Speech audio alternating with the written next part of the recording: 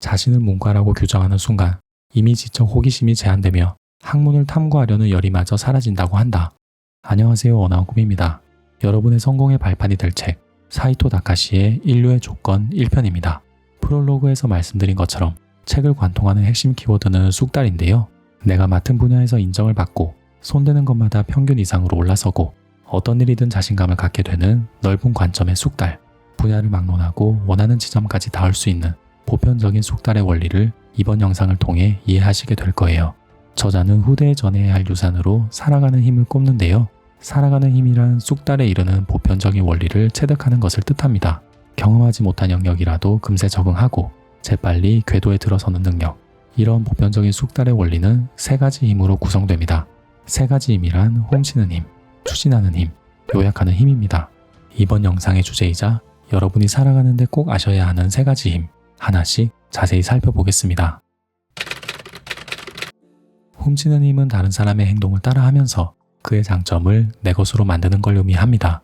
우리는 훔치는 힘을 통해 실력을 키우는데요. 집에서는 부모님의 행동을 흉내내고 학교에서는 선생님의 불의를 받아 적고 직장에서는 선배의 업무 방식을 배웁니다. 책을 읽고 영상을 보고 필사를 하는 이유도 누군가의 지식과 지혜를 훔치기 위함입니다. 훔치는 데 능한 사람은 순식간에 실력을 키웁니다. 같은 시기에 입사한 신입사원들 중에서 두각을 나타내는 사람이 있죠. 그가 돋보이는 이유는 신입사원인데도 과장, 부장의 관점에서 생각하고 그들처럼 행동했기 때문입니다. 그럼 훔치는 힘은 어떻게 키울 수 있을까요? 저자는 기술을 훔치려는 의지가 있어야 한다고 말합니다. 단순한 모방과 훔쳐서 내 것으로 만드는 것의 차이는 의지 하나밖에 없다고 밝히며 뭔가를 훔치려면 몸소 체험하고 시행착오를 수없이 반복해야 한다고 덧붙입니다. 의지는 의식과 이어집니다. 그냥 반복하는 것으로는 부족합니다. 생각하고 고민하면서 반복해야 합니다. 저자는 말로 설명하기 어려운 작용을 나만의 언어로 변형시킨 다음 내 몸에 체화시켜야 완벽히 내 것으로 만들 수 있다고 말합니다. 저자의 표현이 조금 어렵지만 핵심은 단순합니다.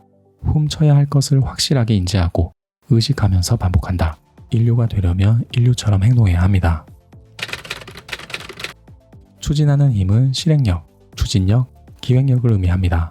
기술을 훔치려면 생각만으로 그치면 안 되겠죠? 의지를 갖고 이리저리 몸을 움직여야 하는데요. 그 사람이라면 이런 상황에서 어떻게 행동했을까? 선배라면 분명히 이렇게 대처했을 거야. 생각을 했다면 곧바로 행동해야 합니다. 추진하는 힘은 훔치는 힘과 상호 보완합니다. 추진하는 힘은 훔치는 힘을 강화하고 강력해진 훔치는 힘은 추진하는 힘을 더욱 정교하게 만듭니다. 그렇게 실천을 바탕으로 역량을 키우길 거듭하면 이윽고 스스로 판을 벌릴 수 있게 됩니다. 제법 그럴듯한 기획안을 제출하고 기획이 예상대로 흘러가지 않았을 때 대비책도 마련할 수 있습니다. 추진하는 힘은 삶의 다양한 요소에 개입하는데요. 지금 해야 할 일이 무엇인지 파악하고 무엇을 어떻게 해야 하는지 이해하며 내가 제대로 행동하고 있는지 돌아볼 수 있도록 만듭니다. 그래서 추진하는 힘이 뛰어난 사람은 지금 이 순간에도 뭔가를 하고 있습니다. 요약하는 힘은 핵심을 간파하는 능력입니다. 복잡한 상황 속에서 무엇이 요점인지 정확하게 이해하는 거죠. 이를테면 책을 읽고 작가의 의도를 알아채는 것, 두루뭉술한 회의의 쟁점과 결론을 파악하는 것을 뜻합니다. 저자는 직급이 올라갈수록 요약하는 힘이 중요해진다고 밝힙니다. 부하 직원의 보고를 받고 코멘트하거나 날카로운 질문을 던지기 위해서는 핵심을 금방 도출해야 한다는 거죠. 이런저런 곁다리를 재빨리 쳐내고 쟁점에 집중하는 연습을 해야 합니다. 저자는 요약력이야말로 쑥달의 기본이라고 말하며 한 가지 기술에 쑥달하려면 주어진 과제를 명확히 이해해야 한다고 주장합니다.